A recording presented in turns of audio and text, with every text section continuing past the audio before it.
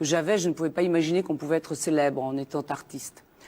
Et puis ensuite, je ne l'ai pas fait pour l'argent, parce qu'encore, je ne pensais pas qu'on pouvait gagner sa vie en faisant ça. Donc, je crois que je le fais toujours pour toucher à cet état de grâce qui se rapproche de l'enfance, et puis pour oublier toutes ces images que vous avez passées aussi. Parce que je suis quelqu'un de très émotif, et au fond, j'ai ce maudit pouvoir de m'identifier aux autres, et c'est aussi une souffrance. Et je pense que le fait de chanter ou d'être artiste, c'est un métier merveilleux justement pour vous échapper de la réalité et être sur une autre planète. Alors dans votre livre que j'ai lu, il y a quelque chose qui m'a bouleversé. Vous avez dit, moi je chante pour ne pas mourir de chagrin. Mais de quelle souffrance vous parlez? Vous savez, c'est une mélancolie que j'ai en moi, je pense que j'ai depuis l'enfance. C'est lié à des choses très intimes et très juvéniles en même temps. Votre départ de Bulgarie? Oui, aussi, bien sûr. Oui, c'était plus qu'un départ. C'était un adieu. Un exil? Un exil, et puis aussi d'être le témoin de la souffrance de mes parents, de leur lutte. Et puis maintenant que le temps a passé, quand je regarde en arrière, je me dis combien j'ai eu de la chance d'avoir des parents comme eux. Mais pourquoi toujours cette immense tristesse alors que vous êtes particulièrement entouré? Non, non, mais il ne faut pas enfants, exagérer quand même. Oui, oui, j'ai ce côté très mélancolique, c'est vrai, mais aussi j'ai un côté très gai. J'aime justement rire, bouger, j'aime le mouvement et la lumière. Mais peut-être est-ce pour ça que je chante. Gérard? Non, mais moi, je suis un fan de Sylvie Vartan. Un psychanalyste, alors. Je suis un fan de Sylvie Vartan depuis très longtemps. Mais il y a une chose qu'on peut dire, vous allez me préciser si je me trompe. Je crois que très tôt, votre mère, qui est la véritable héroïne de votre livre, que très tôt, sa mère a remarqué que lorsqu'elle chantait, elle était dans un état particulier. Je ne vais pas parler de trance, ça serait excessif, mais il y a effectivement, et on le voit lorsqu'on la remarque sur scène, mais aussi quand elle chante même pour enregistrer des disques, elle est dans un état particulier. Je crois qu'elle a besoin de cet état particulier, qui est quelque chose qui non seulement la sort sans doute de la vie et de ses souffrances, mais qui en même temps lui fait toucher une petite part de paradis. Moi j'ai l'impression que vous avez besoin de cet état. C'est ça, et je pense qu'on entraîne aussi les gens avec soi. Et vous communiquez avec les autres? Oui, absolument. J'ai un public magnifique. D'ailleurs, vous en avez eu un petit aperçu. Ils sont extrêmement impulsifs, ils chantent, ils bougent, ils sont là. Quoi, ce qui est très beau dans le livre que j'ai lu de Sylvie Vartan, c'est que moi qui suis tellement sensible aux histoires des immigrés, qui trouve que c'est tellement beau l'immigration, de voir ce que c'est ces destins individuels, comme ça peut enrichir un pays. Et on voit à travers vous, en effet, à quel point le fait que vous ayez connu tout ce que vous avez connu, que votre mère a connu tout, à quel point... Oui, mais il faut aimer le pays où on arrive, parce qu'on ne peut pas changer. Quand on immigre, eh bien, il faut accepter. Il faut le faire par amour, parce que mes parents adoraient la France. Et nous étions élevés, Eddie et moi, dans l'amour de ce pays. Et je l'aime toujours autant. Ça nous est resté. Vous voyez, ce qu'on apprend quand on est très jeune, ça vous poursuit toute une vie. Et je pense qu'ils étaient tellement heureux de trouver la liberté dans ce pays que pour nous, Paris, la France, ce sera toujours le pays de la liberté. Oui, mais ils ne sont pas non plus amnésiques. C'est ça qui est important dans votre histoire, c'est qu'on voit que pour s'intégrer dans un pays, il faut absolument l'aimer, vous avez raison, mais en même temps, il ne faut pas tout oublier. Il travaillait, il vit, mais pas tout oublier de son histoire. Vous savez, mon père était artiste et en fait, il ne s'est pas posé la question à deux fois. Il a trouvé tout de suite du travail, il est parti travailler au Hall. Alors évidemment, ce n'était pas quelque chose de très brillant pour lui, mais il nous faisait vivre. Alors Sylvie, quelles sont les images de l'actualité qui vous ont touché cette semaine? Écoutez, toutes les images appellent à la réflexion, sont des images violentes.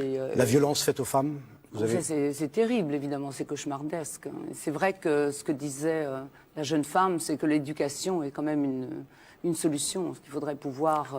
Là, on revoit les images de la manifestation de la semaine dernière en Turquie. Ils ont encore un peu de boulot à faire quand même en Turquie pour devenir vraiment démocrate. Ça fait longtemps que dans un pays entre guillemets européen, appelons-le européen, on n'a pas vu une manifestation réprimée avec cette violence, une manif de femmes. Hein. C'est quand même incroyable, regardez ces coups. Ah oui, c'est terrible.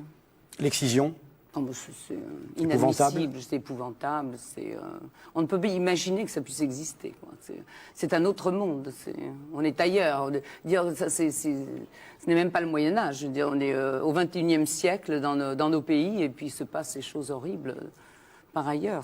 Gérard? Moi, ce qui me frappe quand on parle des femmes, c'est les pourcentages. Là, on évoquait 92% d'excisés. Dans un tout autre contexte, évidemment pas du tout le même drame. J'étais frappé d'apprendre qu'en France, par exemple, dans notre belle démocratie, 80% des plus bas salaires sont ceux des femmes. Donc chaque fois qu'on parle des femmes à travers le monde, on s'aperçoit encore que la proportion d'injustice, d'inégalité et de crimes vise d'abord, mais dans des proportions incroyables, les femmes. Et c'est étonnant à quel point ça progresse lentement. Je ne sais pas si vous serez d'accord avec ça, mais je trouve que le mouvement de libération des femmes, disons ça comme ça pour aller vite, c'est un des mouvements de libération les moins compris, les moins partagés, les plus difficiles à faire comprendre. Souvent, quand vous parlez de l'oppression des femmes, il y a un petit sourire, les gens disent « Allez, oh, c'est pas si grave que ça ». On exagère, oui, c'est ça. Sylvie? Mais c'est vrai que la libération de la femme, entre guillemets, a été surtout focalisée sur l'interruption de grossesse, je trouve. Alors qu'il y a des milliers d'autres problèmes. La preuve, l'excision, enfin, bien sûr, on en parle. Les coûts sur les femmes. Combien de femmes meurent en France aujourd'hui à cause de coups? C'est insupportable, on ne devrait pas le supporter. Je crois que c'est le milieu social, peut-être, la dépendance, la peur, l'angoisse, qui fait qu'il y a encore des femmes qui subissent ces atrocités. Sylvie, on va terminer sur une note un peu plus optimiste. Quels sont vos projets dans les mois qui viennent? Alors, on a parlé du Japon, il y a le DVD qui va sortir. Oui, et puis je prépare un grand show sur France 2, où on va encore s'amuser, on va oublier le reste, et on va se déguiser, on va chanter en duo, et puis je chanterai à nouveau à Bercy le 11 octobre. Donc tout ça vous préparez déjà le 11 octobre? Ah oui, bien sûr. Vous savez, c'est en moi, donc je vis avec. Mais comment vous arrivez à préparer autant à l'avance? Ah non, mais disons que je présenterai le spectacle que j'ai présenté au Palais des Congrès à la base, mais il sera beaucoup plus long. Celui-ci, il y aura des invités, et puis j'y ajouterai quelques nouveaux numéros. Donc ça demande aussi réflexion et puis répétition, mais tout ça est amusant et très divertissant. Bonne chance à vous. Gérard Miller, vous iriez voir écoutez, il est invité, vous aussi d'ailleurs. Absolument. Non, mais moi, on a vu Françoise Hardy, on a vu Sylvie Vartan. C'est vrai que pour moi... C'est une génération incroyable. Hein. Incroyable, absolument. Et qu'il faut chanter les enfants de cette génération. Oui, et qui tient le coup et qui tiendra le coup encore un petit moment quand même. C'est plutôt une des satisfactions quand même de la chanson française de voir que les nouveaux qui arrivent en rien ne rendent, si j'ose dire, trop vieux les vieux. M était formidable aussi. Bien sûr, très grand c'est ce que je dis. Hein. Mais M, Cali, vous savez, il y en a faut que plein. le temps passe en fait pour se rendre compte. Et vous êtes toujours de ce qui content d'être reste. là, hein, vous. Hein. Ah bah écoutez, on ne peut pas faire ce métier dans la tiédeur, honnêtement. Ce n'est pas un défi, non. Non, mais un défi que vous êtes lancé aussi. Non, je me lance jamais de défi de non, ce mais genre. être là après tant de temps. Mais oui, ça, non, vous êtes contente. je réalise maintenant à quel point c'est un privilège et une énorme chance. Mais quand j'ai commencé, je n'avais aucun plan de carrière, aucune étude d'image, Je pensais que ça durerait. Vous avez un plan de tout. carrière maintenant. Pas du tout, toujours pas. Vous savez, on ne change pas comme ça. Et ce qui est génial quand même avec les chansons de Sylvie Vartan, c'est qu'elle a réussi à faire chanter à des hommes comme moi des chansons comme Je serai la plus belle pour aller danser. Je me souviens que je chantais ça sans me rendre compte que peut-être c'était un peu décalé par rapport à mon sexe. Quoi. Mais non. Donc le DVD et le coffret qui sort le 25 avril. Sylvie Vartan, Gérard Miller, merci beaucoup de nous avoir accompagnés. Ce magazine est terminé. Merci d'avoir suivi. Dans quelques instants, le journal de 13h présenté par Béatrice Schoenberg.